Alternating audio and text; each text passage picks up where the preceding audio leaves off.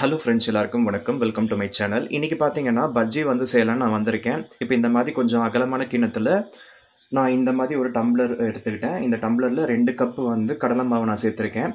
So 3/4 cup வந்து சோள மாவு நான் சேர்த்துருக்கேன். கொஞ்சம் மஞ்சத்தூள், பெருங்காயத்தூள், உப்பு வந்து தேவைக்கேற்ப நான் சேர்த்துருக்கேன். இப்போ இதில் தண்ணி ஊற்றி நல்லா வந்து நான் காமிக்கிற கன்சிஸ்டன்சிக்கு நீங்கள் கலந்துக்கோங்க.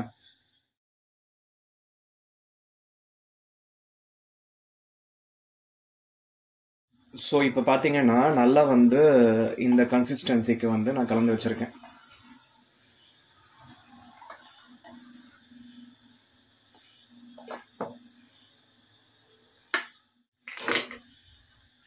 ஸோ இப்போ வந்து பஜ்ஜிக்கு நான் இந்த வாழைக்காய் வந்து ஒன்று எடுத்திருக்கேன். இப்போ இதை வந்து பார்த்தீங்கன்னா 2 பக்கமும் கட் பண்ணிடலாம். ஓகேவா? இப்போ இதில் வந்து பார்த்தீங்கன்னா இந்த தோலும் பார்த்தீங்கன்னா சீவிடலாம். லேசாக சீவிக்கிட்டால் போதும்.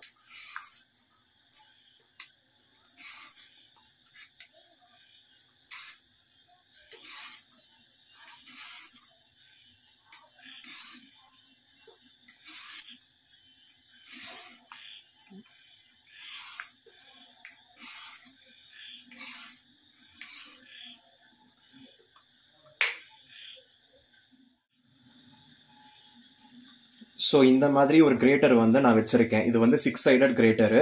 இதை நான் லிங்க் நான் கொடுக்குறேன். அதை நீங்கள் வந்து வாங்கிக்கோங்க. ஸோ ரேட்டு கம்மியாக இருக்க மாதிரியும் குவாலிட்டியாக இருக்க மாதிரி தான் நான் கொடுத்துக்கிட்டு இருக்கேன். அந்த லிங்க்கை நீங்கள் கிளிக் பண்ணி வாங்கிக்கோங்க. இப்போ இதில் வந்து நல்லா நீட்டாக வந்து கட் பண்ணலான்னு பார்த்தேன். சரிப்பட்டு வராதுன்னு நான் சர்க்கிளாக தான் கட் பண்ண போகிறேன்.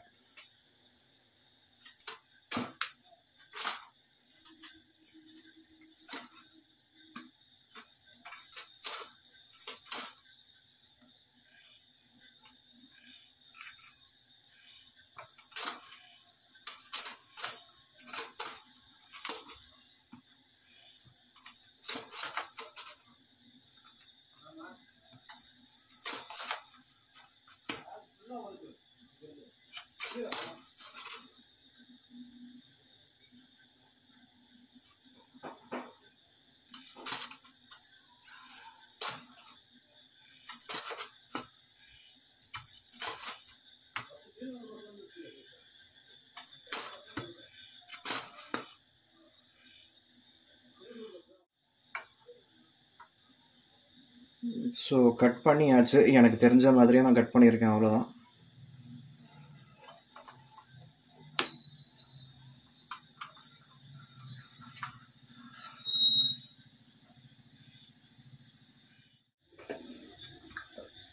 ஸோ இப்போ பார்த்தீங்கன்னா அடுப்பு வந்து ஆன் பண்ணிக்கலாம். ஸோ கடாய் வந்து நல்லா பெரிய கடாயாக தான் எடுத்திருக்கேன்.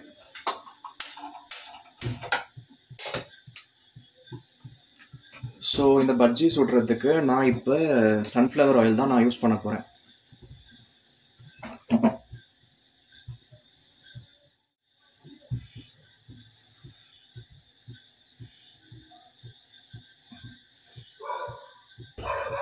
ஆக்சுவலாக பஜ்ஜிக்கு மாவு வந்து ரெடி பண்ணுறப்ப மிளகாத்தூள் வந்து சேர்க்க மறந்துட்டேன். இப்போ வந்து மிளகாத்தூள் வந்து நான் சேர்த்து நான் வந்து விஸ்க் யூஸ் பண்ணி நான் கலந்து விட்டுக்கிறேன்.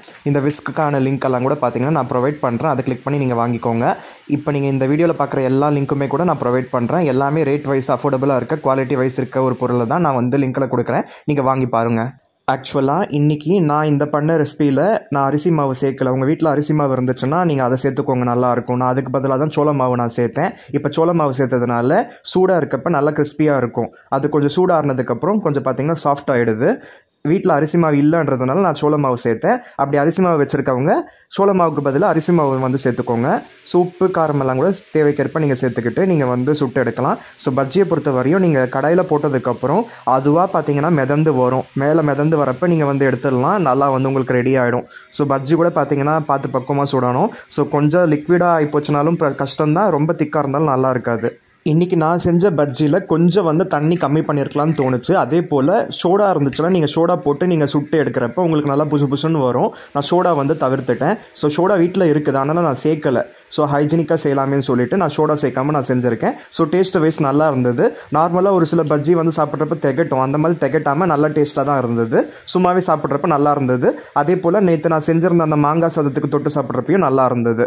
ஸோ கண்டிப்பாக நீங்களும் ட்ரை பண்ணி பாருங்கள். ஸோ இந்த வீடியோவில் பார்த்த அந்த ப்ராடக்ட்ஸ்க்கான அந்த லிங்க் எல்லாம் கூட பார்த்தீங்கன்னா ஷாப் செக்ஷனில் இருக்கும், இல்லைனா இந்த வீடியோ கீழே இருக்கும். கண்டிப்பாக போய் பாருங்கள், வாங்கிக்கோங்க. ஸோ கடைசியாக அந்த பஜ்ஜி மாவு வந்து மீதம் இருந்தது. அதனால் என்ன பண்ணலான்னு தெரியாமல் ஒரு சின்ன உருளைக்கிழங்கு தோல் வந்து உரிச்சிட்டு நான் அதுவுமே பார்த்தீங்கன்னா சின்ன சின்ன ஸ்லைசஸ் வந்து போட்டு அதில் நான் பஜ்ஜி போட்டு நான் விட்டு சாப்பிட்டுருந்தேன்.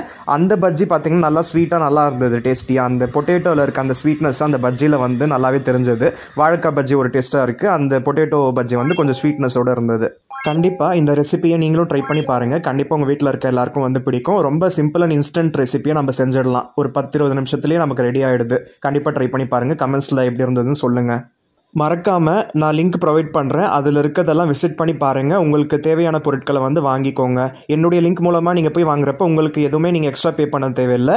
அதில் ஏதோ ஒரு சில கமிஷன் வந்து எனக்கு வர சான்சஸ் இருக்குது. கொஞ்சம் ஆதரவு கொடுங்க. Okay, thank you.